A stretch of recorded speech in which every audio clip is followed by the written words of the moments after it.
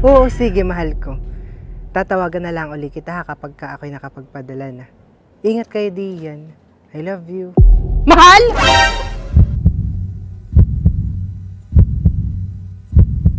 Sinong mahal? Walang hiya ka. Mahigit 10 taon na tayong nagsasama, Robert. Tapos ay maaalman kung ako pala niloloko mo laang? Ha? 10 taon, Robert. 10 taon na yun. 10 taon mo na pala akong ginagawang tanga.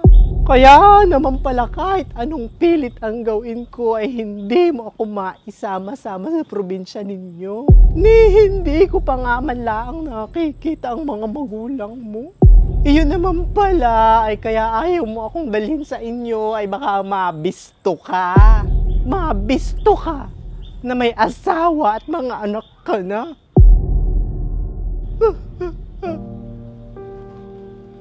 Kaya pala hindi mo ako mapakasalan, Robert. Ako naman itong uto-uto na umaasa pa rin na baka kaya hindi mo pa ako pinakakasalan ay pinaghahandaan mo pa. Pero hindi pala dahil manlalako ka. Hindi Patricia.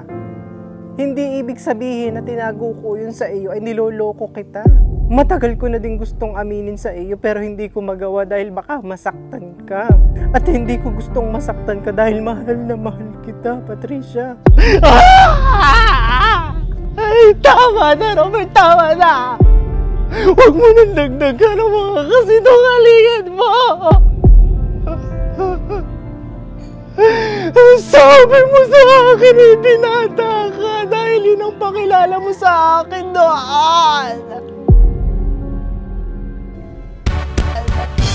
Bakit ang sabi mo binata ka? Walang sabi na malaya pa. Noon pala'y may pananang ko itira. Bakit ang sabi mo binata ka?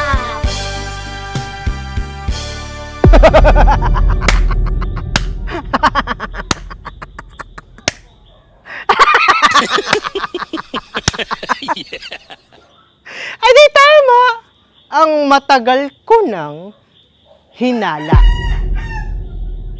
na yung kinakasama mo ay pamilyadong tao. Kaya alam mo kung anong tawag sa iyo? Ha?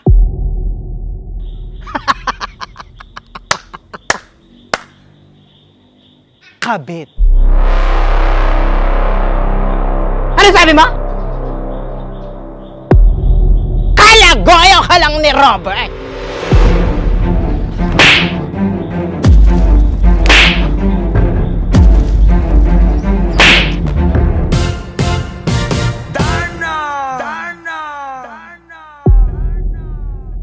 Kahit ilang beses mo pa ako sapigahin, ay wala nang masihigit sa sakit na ibinigay sa iyo na yang si Robert.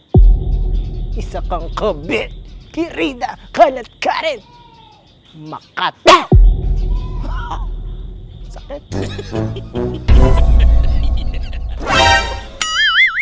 Shout out kay Mrs. Annalyn Valencia ng Ilagan, Isabela.